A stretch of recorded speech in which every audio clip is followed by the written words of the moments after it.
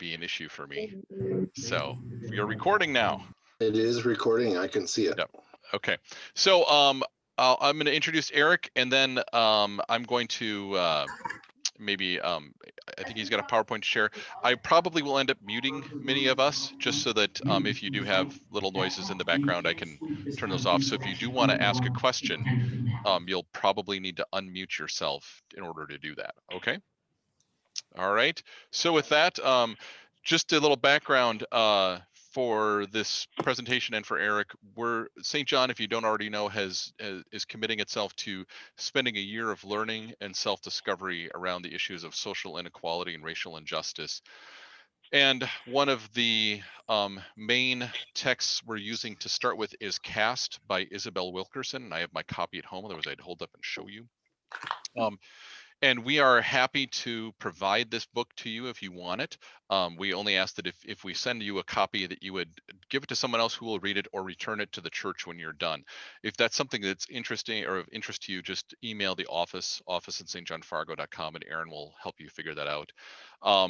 And then Eric's background, I know many of you have been here when he's presented before, but Eric did his PhD in world religions at the University of Iowa. And his focus was on kind of Hindu-Muslim relations in India. And so he spent a lot of time in India. I'll let him kind of tell you how long that is. And so I figured who better to help us understand the caste system, which Isabel Wilkerson references a few times in her books, than Eric. So with that, I'll turn it over to Eric and let him kind of lead us for the next 45 minutes or so, and then we'll have some questions at the end. Thanks, Pastor Eric. Thanks to all of you for having me back again. I always love my time with you. It's very enjoyable. Please do ask questions, along the way. We academics can get on a roll and just wedge out everybody else's thoughts or opinions or questions. And so please do stop.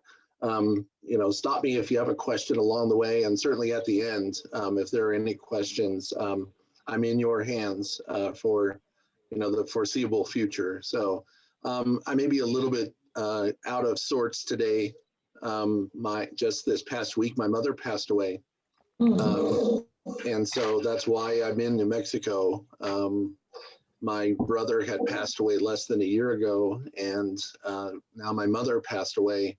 And my other brother and I are down here in New Mexico trying to sort through a lot of the items that we had gathered up of my brother's ended up at my mother's, and now we have my brother's stuff and my mother's stuff, and we're trying to do a double sort and just take care of all of the affairs and all of that. So anyway, if I suddenly nod off and I'm taking a nap, it's because I haven't had a lot of sleep. I do have my cup of coffee, which is very good. I'm here at my uncle's house, and they've been really helping take care of us and all that. But anyway, if I'm a little bit scattered today, that's why. I'm sorry. Oh, I think it was just some incidental noise. Okay, got you. So I haven't. I'll make a confession. I haven't had a chance yet. Thank you. I haven't had a chance yet to read through Wilkerson's book on caste. I've had a chance to thumb through. And I know that, it looks, like very valuable stuff. I know she goes into, sort of, racial relations, class relations, and various things in America. Also a fair amount about Germany. And then the origin of the very word caste, of course, comes from India. My thought would be that, there may be a few opportunities, to connect with the Wilkerson book. What might be useful, I think, as I was talking to Pastor Eric, would be just a very basic introduction to, caste, just from the Indian perspective, from beginning to end. What I think might be the case is that even though we're looking only at India, we may very well see a lot of parallels, a lot of echoes, a lot of sources of kind of racial inequality, religious discrimination, class difference, all kinds of things. I'll try to point to those few moments from India where some of these ideas kind of end up reverberating out into the world and even come to our shores from ancient India to modern America. Some of these ideas of racial and class inequality do indeed have their origins in India and in ancient Indian religions and that kind of thing. So what I would like to do then would be, take a half hour or so. I have some pretty dense, I apologize in advance, some pretty dense PowerPoint slides that I have adapted from my classes. So we'll go through some of those slides. Some of it I may go through fairly quickly, and then we'll move on to, a few other points that we'll pause for a little while and talk about it. But again, please, along the way, just ask any kind of questions that you might have, definitely. Okay. All right, so scheduling made easy. Let's pull up I have a PowerPoint presentation to kind of guide us as we go along. So what I would start out by saying is that the caste system in India is almost as old as the Ganges River. That from 5,000 years ago, some of the origins of class difference, of racial difference, of religious discrimination, they are there and beginning to percolate up, and they continue on to the present day. Hinduism is known for a kind of radical inclusivity in a lot of ways. India, is a very cordial place. I've been there, maybe 15 times altogether, and a few times I've had the good opportunity to spend 3 or 4 months at a time. And India is both beautiful in its inclusivity and its pluralism, and it's the largest democracy in the world, and just a lot of different cultures and languages and religions, and on that level really has a lot to teach America. We may be one of the oldest democracies in the modern world, but India is the largest democracy in the modern world, and I dare say the most plural in various forms. And that includes a kind of radical inclusivity by many. You'll meet a Hindu and they will be very curious to see, from what religious tradition do you hail, and they want to sit down and have long discussions about points of commonality and maybe points of difference as well. But you'll likely sit and have a cup of tea, and before you know it, you're in their home and you're having a meal, and all kinds of wonderful things start happening, right? But there is also another side. There is a side of Hinduism that has been stratified, that it pushes one side against the other. It seeks to create hierarchies and such things. That's also a part of Hinduism. And so what I'll do then is we'll spend a little bit of time talking about both as they relate to each other, but draw more and more focus on that stratification that has occurred from early Hinduism up to the present day. Okay, let's get going here. I'm going to put this full screen just so that you can see some of my, and again, I apologize, some of my very dense slides here. These are out of my lectures that I give in some of my religion classes. So Pastor Eric has a copy of this, and if you want, you can certainly either get it in outline form or, I'm sure just the PowerPoint itself. But I was mentioning that Hinduism itself is known as a kind of radically pluralistic religious tradition, set of cultures, and this it's been around for 5,000 years. It's one of the great ancient river civilizations, along with those around the Nile and the Tigris and the Euphrates, and some of the Yangtze and other river civilizations in China, ancient India around the Indus River, is, it has been around. These cultures and religious traditions have been around for easily for 4,000, 5,000 years. And so we're going to be trying to summarize some of that kind of deep reaching history, but, here we go, right?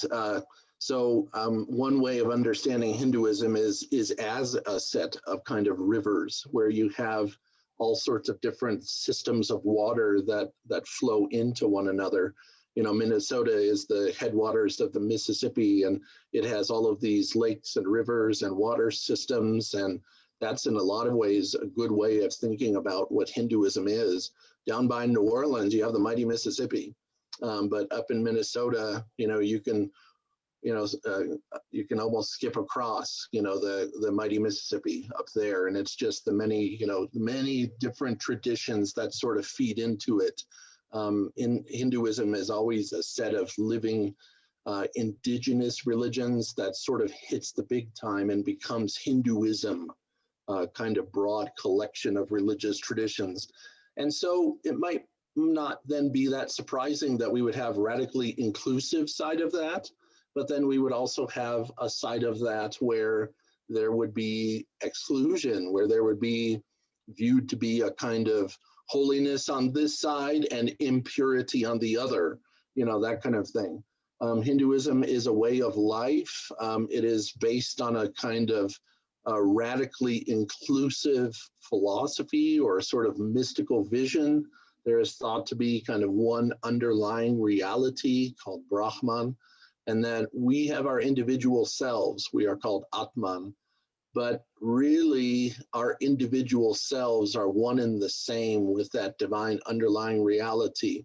When asked, what is the nature of the universe? What is the nature of underlying reality, and how can I understand it in this great Hindu mystical text? The answer came back from the cosmos, Tvam Asi in Sanskrit, which is that art thou, you are that, you are one and the same with the universe. And so what does that mean? It means a kind of radically interrelated vision of the universe. You and I, my mother has passed away. She's gone somewhere off into the cosmos. But those feedback loops, those relationships, those energies that we pass between each other still continue to exist. And in a lot of ways, we are part of a larger whole. And therefore, a Hindu will meet a Christian and will be intensely interested in their path toward the divine. And that is viewed as a beautiful and legitimate path, along with Judaism and, all of the great religious traditions of the world. So this is the side that bends toward inclusivity. But along the way, there also has developed various paths. There are lots of different ways of being Hindu, and this can kind of also point to their radical inclusivity. There are at least 4 main paths, legitimate paths or ways to be a Hindu. You can follow the path of meditation, what is called Raja Yoga. You can follow the path of the intellect. You can be a kind of theologian or a philosopher. That is called Jnana Yoga. You can follow the path of doing, which is called Karma Yoga. This would be like a Gandhi. Gandhi was a deep thinker. He was a person of meditation and ultimately a person of devotion as well. But he was primarily a man of action. And this is a legitimate way of being a Hindu. Think Mother Teresa here, that among Christians, someone who really is a person of action, that would be a karma yogi, someone who is yoked to that path, that yoga of action. You can also then be a devotee. And this is a whole way of being a Hindu. You can be a temple goer, but that's not for everybody.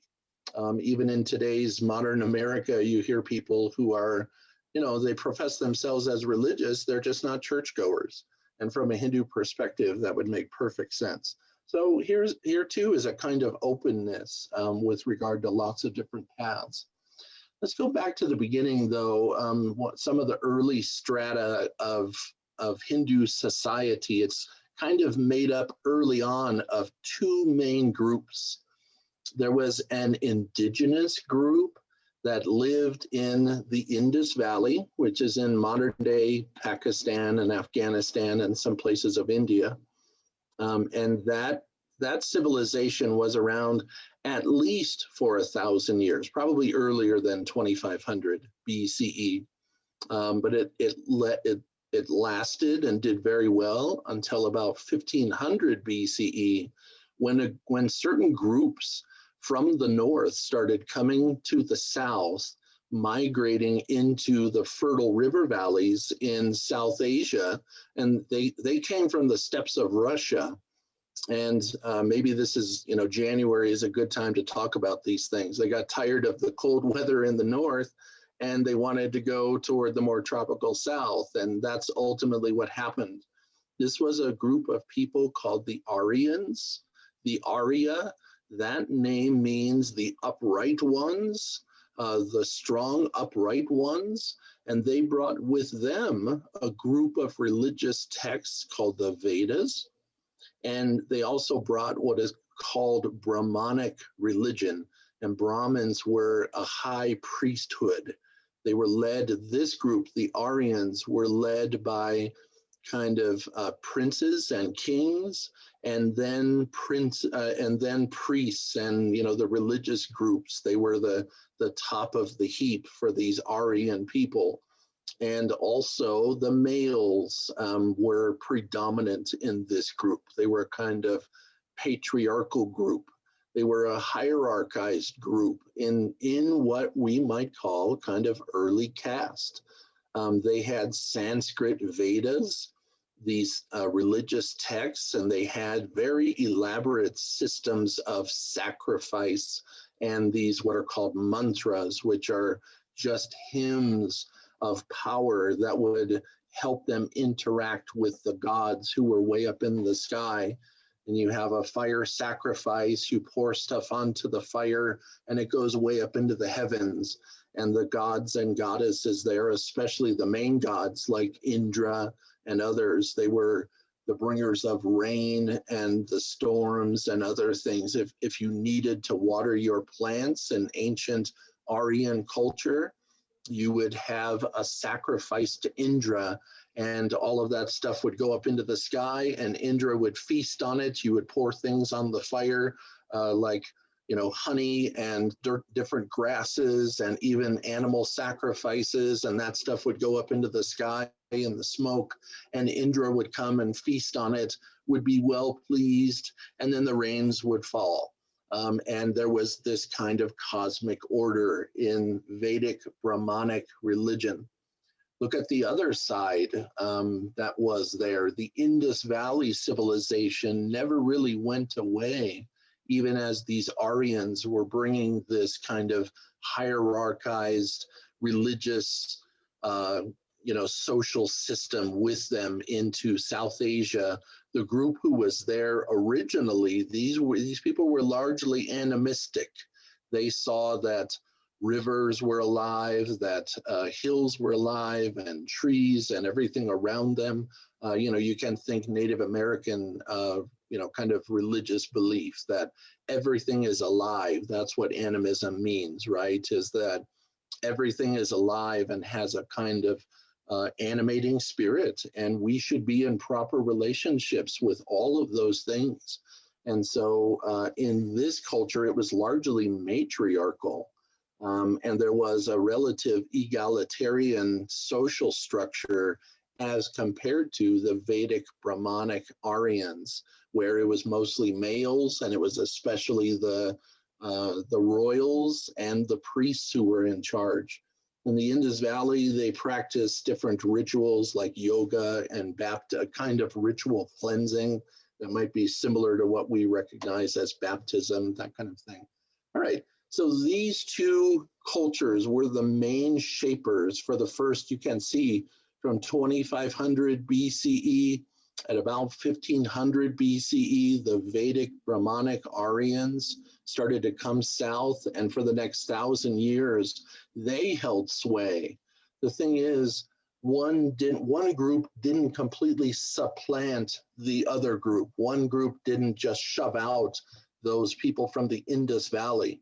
What ended up happening was, in large part, a mixing of the two kind of religious and cultural systems. And what happened in effect was that the remnants of the Indus Valley civilization became the lowest of the low castes. That's ultimately what happens. And let's explore that just a little bit. In that, let me go into a little bit more detail in the Vedic period, and then we'll talk more about how this eventually becomes kind of what we might recognize today as a caste system, differentiated hierarchy of different classes and different professions, and then different races and even different colors of the skin. All of this becomes important in Indian culture up to the present day.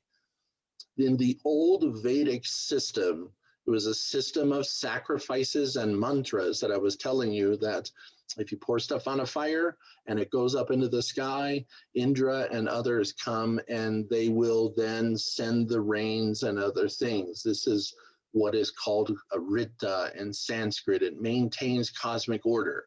The people are happy, the gods and goddesses are happy. There is this kind of circular relationship between the heavens and the earth, as long as the Aryan people, the Vedic, Brahmanic Aryan people, as long as they continue to perform these elaborate sacrifices, there was thought to be a kind of perfect cosmic order.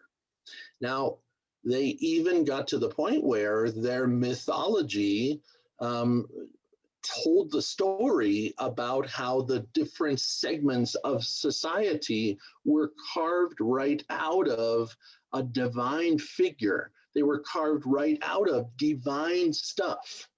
And there was a figure in ancient Vedic mythology called Purusha.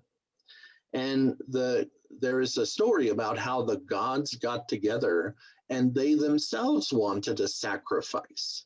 And when they had this sacrifice, they carved up the body of this fairly lesser known Vedic god named Purusha. And when they carved up the body of Purusha, the parts of that body actually became the four segments of Indian society, what we might call the four castes. The Brahmins, who were the priests, the Kshatriya, which were the Rajas, the princes and the kings, the royals. So there are those two groups there, the priests and the kings, we can say. And then below that would have been Vaishas, who were merchants and other kind of professional class. And then the very lowest of these four groups were known as the Shudras. Now, when Purusha was sacrificed, his body parts became kind of important in identifying characteristics of each of these four main social groups or religious groups. The mouth became the Brahmins.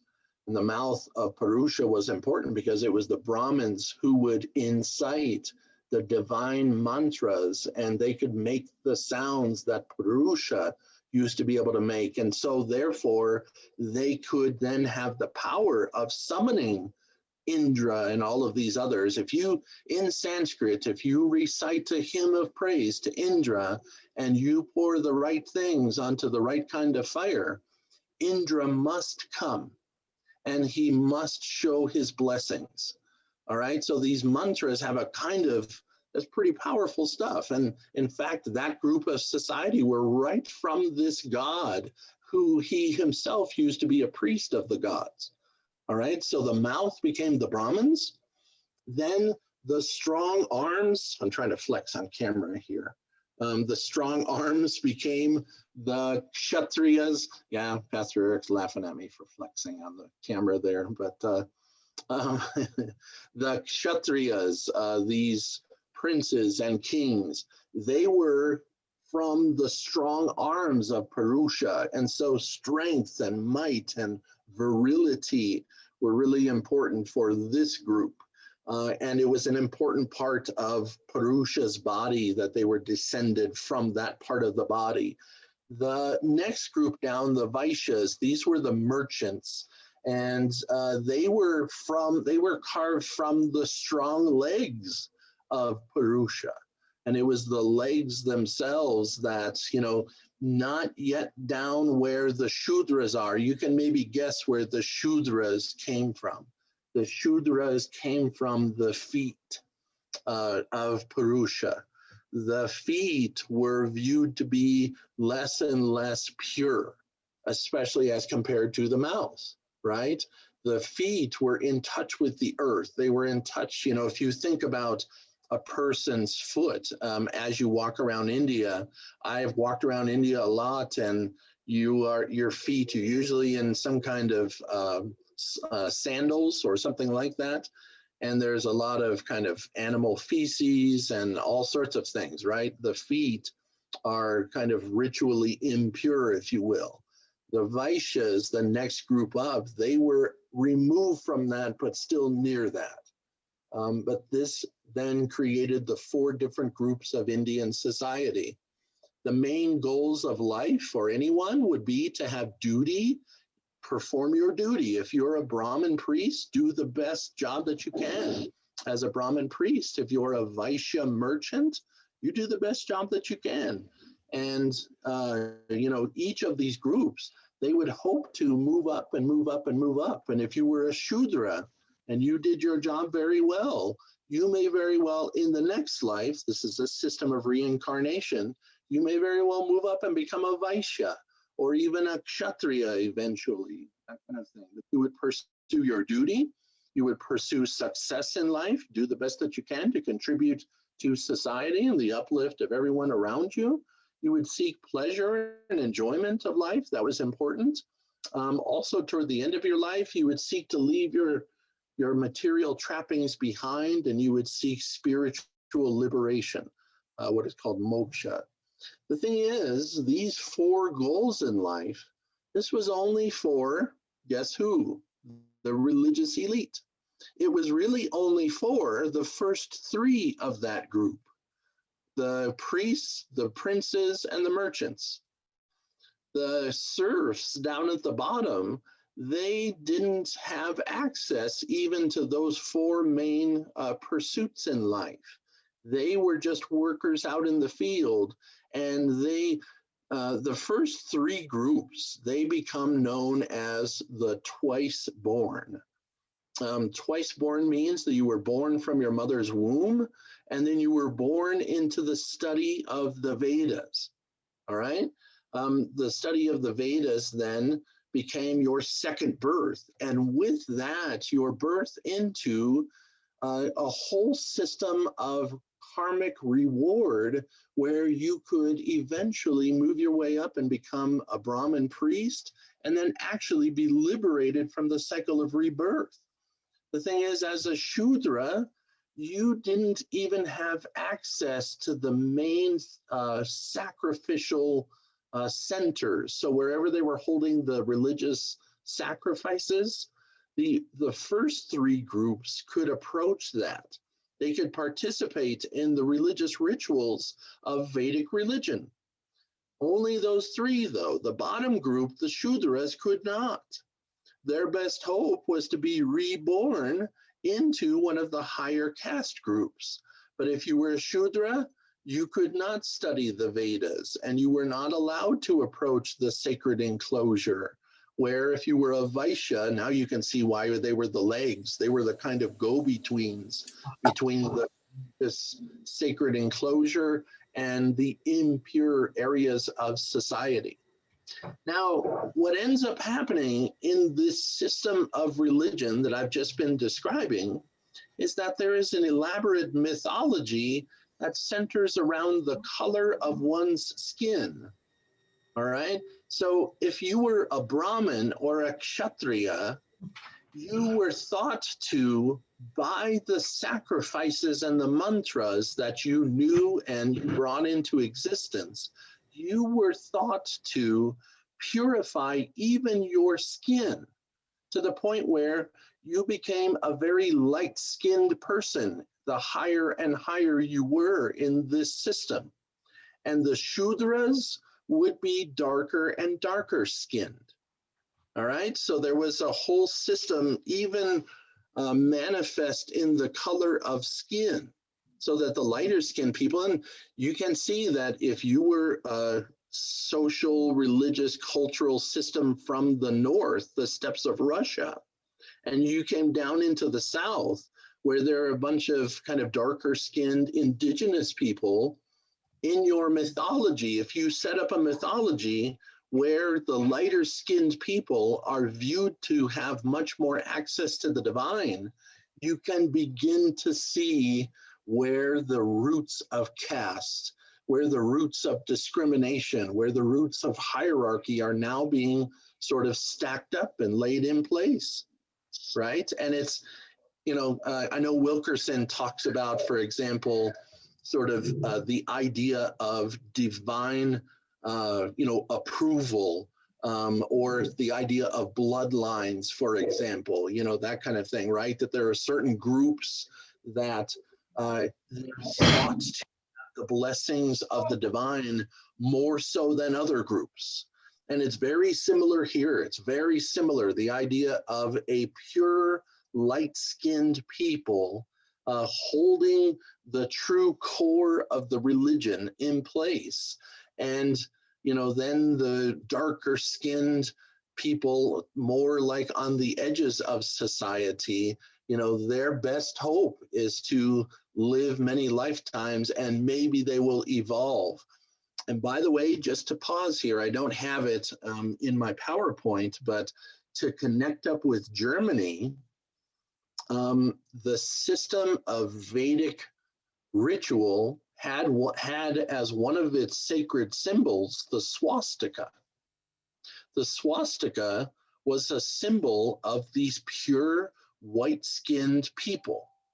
And there is thought that if you perform these Vedic fire sacrifices correctly, that you will gain power and control over the divine forces in the world. And your armies would become what is known as a juggernaut. That's from Sanskrit, jagatnaut, world conquerors. Hitler became very interested in racial theory in ancient Indian texts, and he was very curious about these. Remember what the people were called?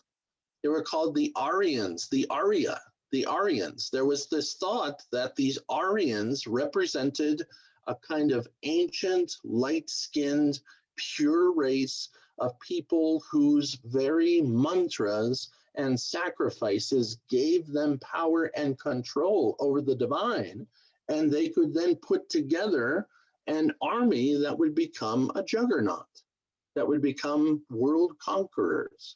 And so a lot of these kind of racial theories come into the West, interestingly, through Hitler and through Hitler's ideas of racial purity. And he ended up going all over South Asia looking for the remnants of these Aryan people and looking for symbols of power and, you know, all sorts of things, right? There's this lost valley of Shangri-La where these peoples were thought to have so much power that they could instantly teleport from mountaintop to mountaintop and that sort of thing. Hitler was very interested in these sorts of, not just powers, but he was very interested in the ideas of a pure, light-skinned race of people. And he thought that that had been kind of mongrelized and that kind of thing. And so we see that kind of racial trope. We see the skin color trope. Jews in Germany were said to be darker skinned and impure and all of this kind of thing. We can see a lot of that coming from ancient India. How does this work out sort of in the rest of the history of India? The remnants outside of the Vedic Aryan system, the remnants, those people who were around that were outside of Vedic Aryan religion, they became eventually the people on the edges. These were the people of the Indus Valley civilization, the remnants who were left. They were very dark-skinned people. Many of them were pushed to South India. There is this North India light-skinned group of people that see themselves as very superior to darker skinned people from the South. And it's Vedic religion versus indigenous Indus Valley religion, we can say. Buddhists and Jains and others also became, there was ultimately a kind of not just a hierarchy that developed here. There are a couple of key terms in Sanskrit, but ultimately where we have the four different groups up above, the Brahmins and the priests, I'm sorry, the Brahmin priests and the Kshatriya kind of rulers, and then you have the Vaishya merchants and you have the Shudras. The Shudras were still a part of the fourfold ancient Aryan social system. What develops eventually is this whole idea that there are groups of people who are even outside of that. And this idea of the outcast begins to develop. So there really develops in very strong ways a whole insider, outsider kind of, system of differentiating people. Two key terms for understanding caste in India. One term is called Varna. There are thought to be these four different Varna. And the word Varna actually can mean a lot of different things. It can mean class, like what we might think about, priest and ruler at the top, then merchants just below that, and then serfs at the very bottom. But the word Varna also means order of reality, but it also means color. And so there was very much this idea that the priests and the rulers had a purity that was even manifest in the color of their skin. And related to our word varnish. Yeah, yeah, exactly. So varnish is to color, right? Exactly. Yeah.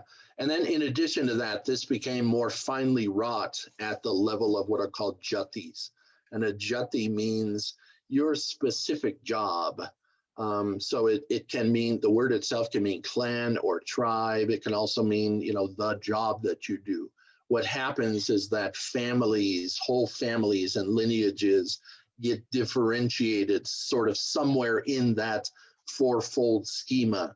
And, you might be in, of a particular family background, maybe you're Rajputs, and they're a kind of, a particular linguistic group in Western India, in the state of Ahmedabad and other places there in Western India.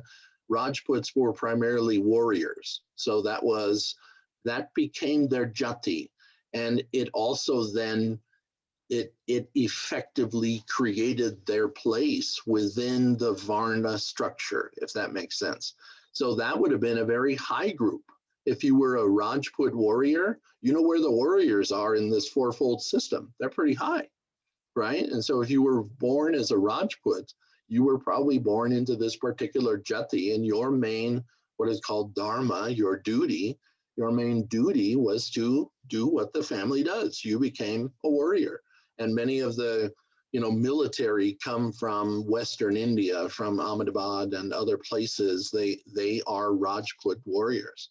In addition to that, some come from the north and other things, but there are also jobs that are much lower.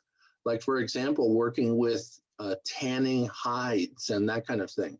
This was seen to be very impure from the perspective of many people in the higher echelons of religious systems in India. Why? Because you're in touch with a wide range of polluting animal fluids, and death itself is seen to be very ritually impure in a lot of ways.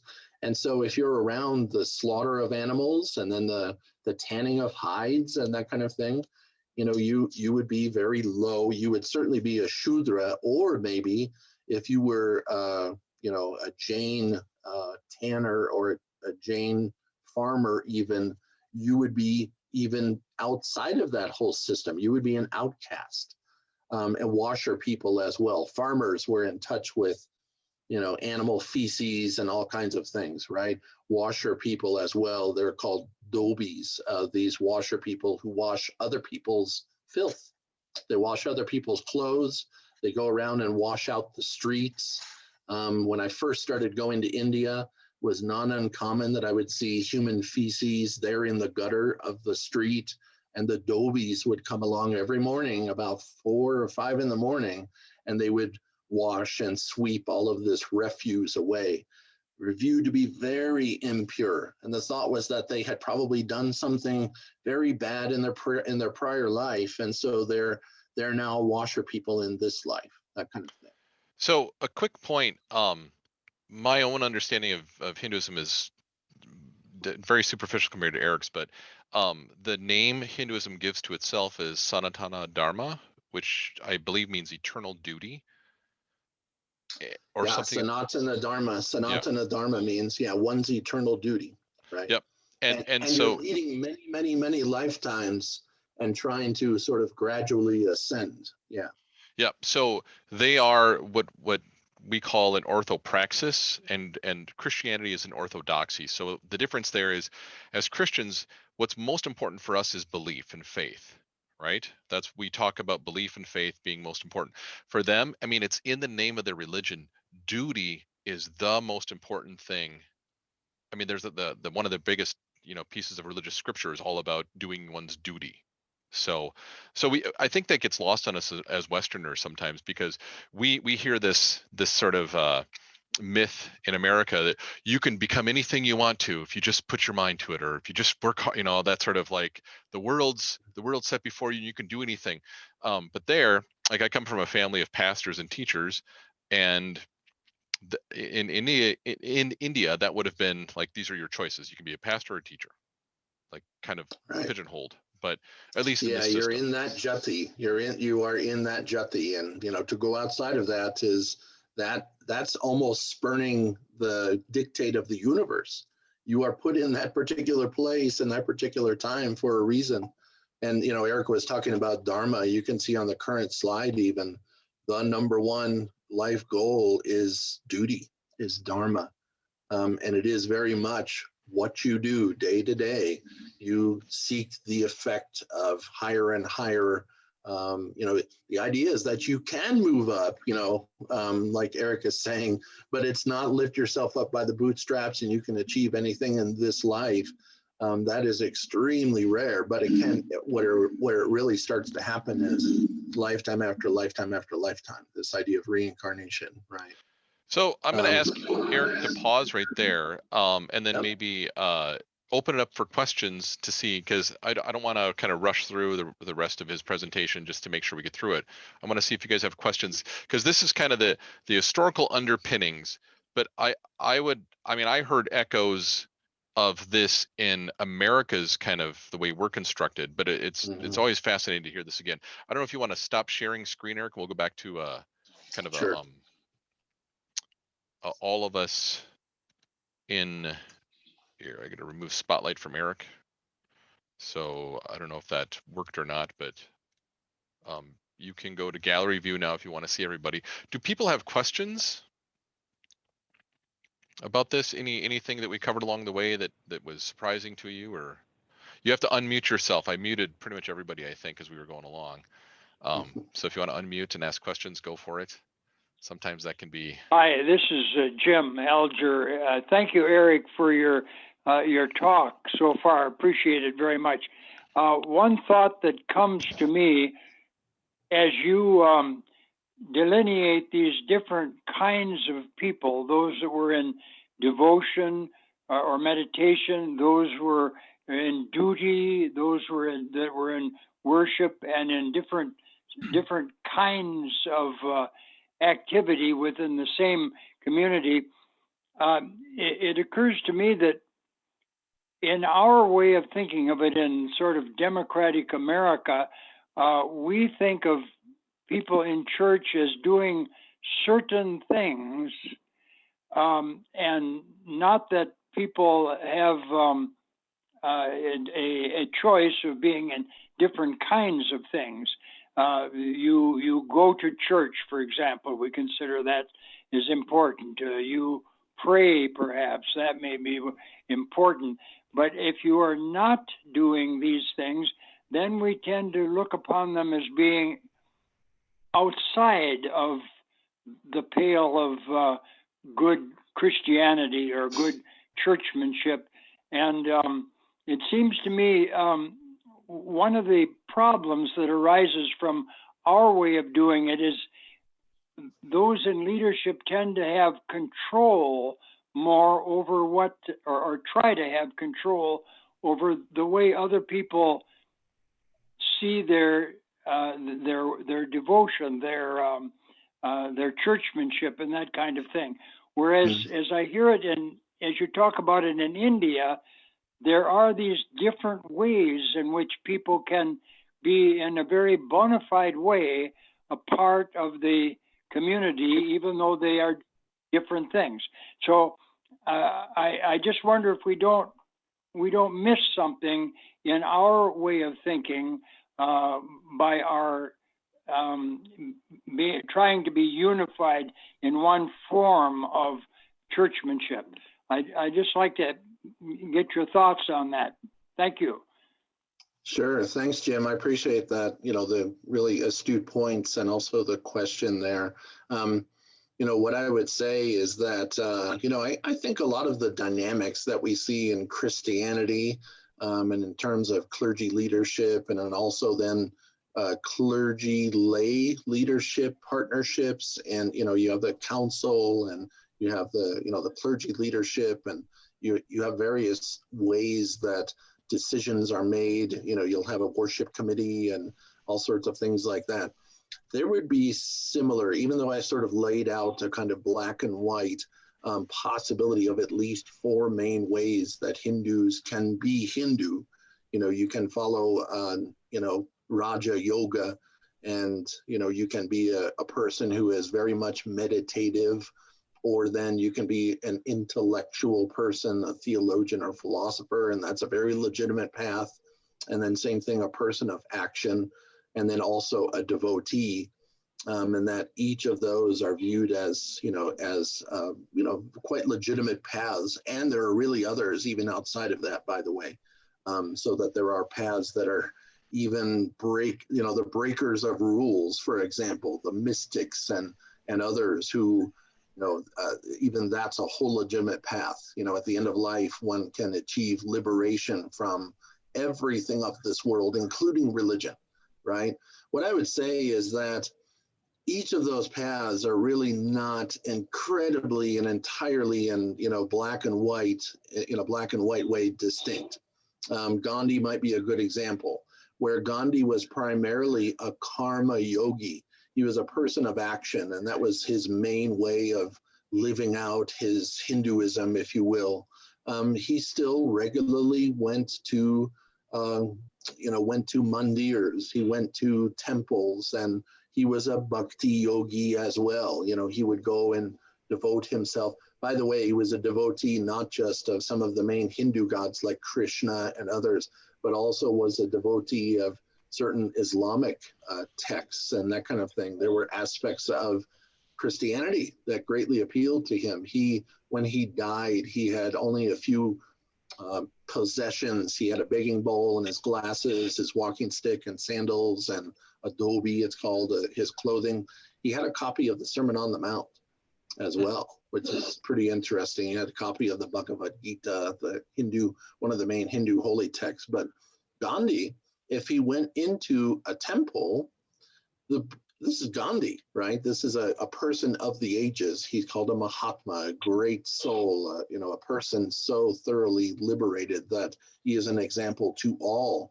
When he went into the mandirs, there were prescribed forms of worship there.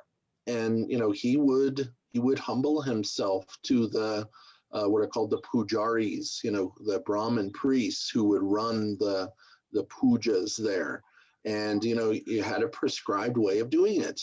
There was some freedom in worship in temples, kind of like, there is some variation in Christian worship, but every Hindu would also have prescribed forms of worship as well. So I don't know if that answers your question, Jim, but the same debates often went back and forth about there was no pope in Hinduism. There's no final religious authority. There's no final kind of social authority or even rulership. Even in ancient India, there are a couple of examples of Hindu kings and that kind of thing, but more it was local sort of, princely states and stuff, very similar in a lot of ways to Europe. And so where I may have painted it in a very black and white way, there's a lot of overlap and a lot of similarity to Christian cultures and even modern American Christian culture. Pat was asking what caste was Gandhi? Gandhi came from a caste of, they were basically merchants. He came from a merchant class. He would come from, I'm sorry? There's certain rules. Oh, I think it was just incidental. Yeah, so many in that. He was from the state of Ahmedabad, and I've spent a lot of time in Gujarat. I said Ahmedabad. He was from the state of Gujarat, and the main city there was Ahmedabad. And that area of India, almost every group, every family, they are either merchants or they're politicians. And so Gandhis would be either merchants or politicians. Gandhi himself, Mohandas Gandhi, was only one of a great many Gandhis who have been and currently are involved in politics. So yeah, it would be kind of merchants and Rajas, I guess, the other questions. This is Elwood Reiki. The word stratification comes to mind in terms of thinking all of this, that there are different stratas. There are certain ways in which people are born into that strata. And as you indicated, yes, you can move up, but not dramatically, probably.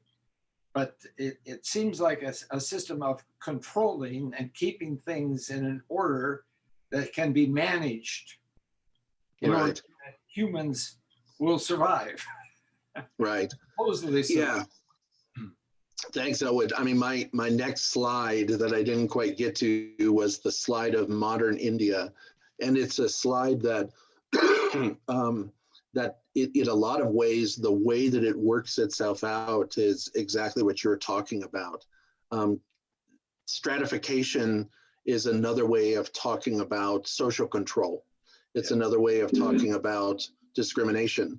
You can call it all sorts of different things, but ultimately what it amounts to is a thoroughgoing system of control of the masses by a relative few religious elites and political elites and maybe intellectual, or business elites.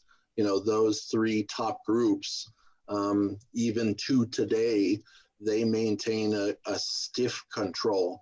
In 1948, caste was officially outlawed in India, as India was freed from the British and they became an independent country. Again, the largest democracy in the world. Caste was officially outlawed. But what I can tell you is that it is a robust part of Indian society. And a lot of debates happen along these lines. There are two main political groups in India, even that go back to those 1940s. Two main groups were sort of vying for the vision of modern India. One group were the pluralists, and they were led by Gandhi. And they thought that, we should have being Indian meant that you were Indian and not primarily Hindu, even though the Hindus were in the majority.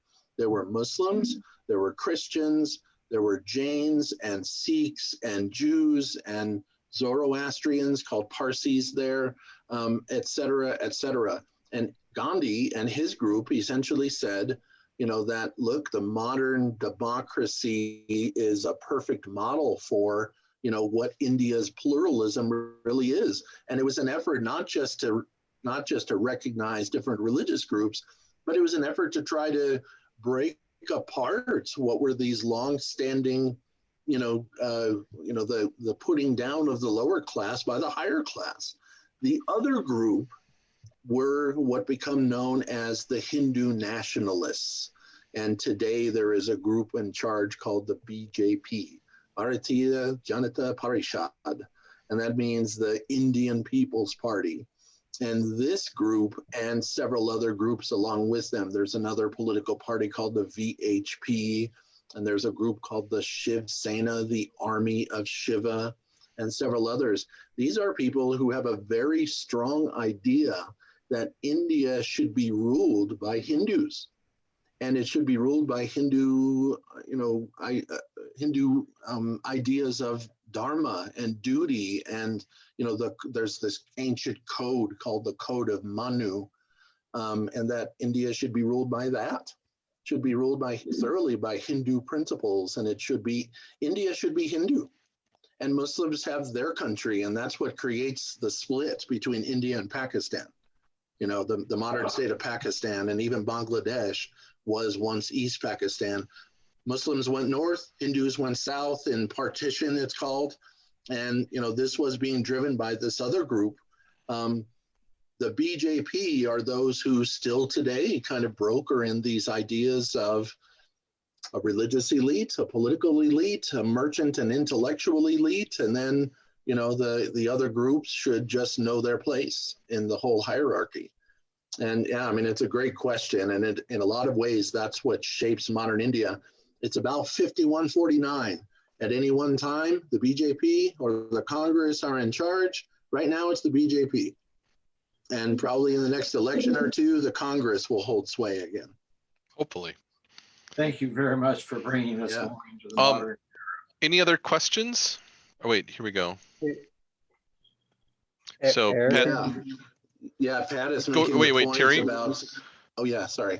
Go ahead, Yeah, Terry. I just wanted to make a comment first, say thank you, Eric, for presenting and to show the smallness of the world here. So a lot in the last year I've been thinking about, what my role, my power is, how can I influence and stuff like that. And the thing that I keep coming back to is hiring. So I work for Proficient in town, so I get to hire a lot of developers and stuff like that, right? So I'm trying to be very mindful as I look at resumes or I have interviews, what are my prejudices? What am I looking out for? What's triggering me? Because I get about a half an hour usually to decide if I'm going to hire someone or not.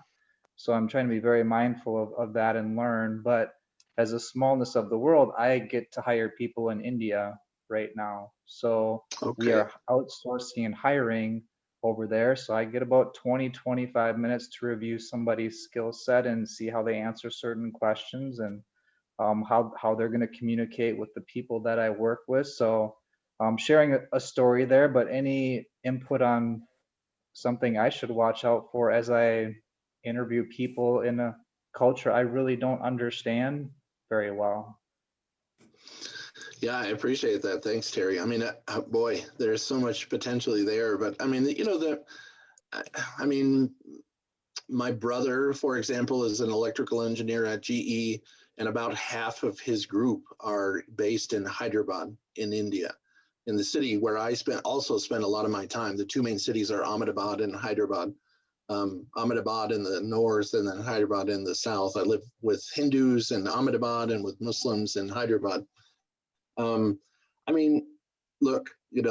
to answer, the sort of thing that I might look for is that, most of the people in India, I think, would be similar to maybe most of the people in America, which is that they want to have a respect and an openness for other people, for other backgrounds. They want to be a part of a team and they respect difference and that kind of thing. Just like anywhere in the world, there will be those that no matter what kind of, and to Pat's point, Pat had just posted on the chat board. So in India in 1948 and in the US in 60s legislation, ends, quote unquote, ends discrimination, but it doesn't really. And that's part of the point, I think, is that, you know, most of the people are interested in a kind of pluralism and inclusivity and respect for each other, and they want to be a, you know, a part of the team, and, you know, respect the process and all of that kind of thing. But, you know, you can't ultimately legislate, you know, these sorts of impulses. We have the angels of our better nature, but we also have, you know, the uglier side of ourselves. And we've been hearing this in our own kind of political speech lately. You know, some of the quotes by Lincoln about, you know, appealing to our, you know, the angels on the better side of our nature, right? But I think, you know, one thing that you begin to realize as you're spending time in cultures around the world, that other side is also there. There are people who have strong entrenched views about hierarchy, superiority, inferiority, what is called in academia kind of othering. So this idea of having an other out there against which we define our own goodness, you know, that kind of thing. For the Germans, it was the Jews, right? For you know, for a long time, you can say kind of in American, you know, politics, maybe it was the Russians for a long time, or, you know, maybe it was the Vietnamese, or, you know what I mean? That way of thinking, yeah, that way of thinking is also there. Yeah, and I don't know if that answers your question very much, but the more, you know, the more you go around the world, you realize, wow, we humans really are, we are saints and sinners all at the same time, as we Lutherans would say.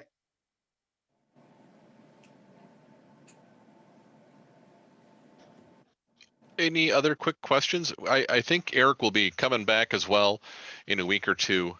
We have annual meeting next Sunday, and I think there's definitely some connections to talk about with modern India and modern US, and that might be something we can do. Eric and I can kind of team teach that in a couple weeks, and because as I was listening to this, I'm like, this is so similar to the US, just not as explicit.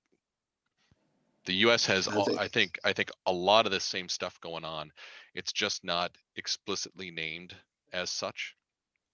At times it is, but you're right. So much of it, this is 5,000 years. And so a lot of that is just subsumed past the point of discussion, I can say. Yeah, but I think a lot of this stuff in the US it's there. It's just kind of, we don't talk about it. We hide it. Right. So, yeah, that's right. But in the meantime, if you have other questions, you can shoot me an email, or Aaron at office at St. John Fargo, and we'll get them to Eric, and then if it'd probably be a few weeks from today, the 14th of February, if you're able to come back, you know, we can maybe find another time, and we can answer some stuff then. So sounds good to me. Thanks, everyone. Thank you. Yep.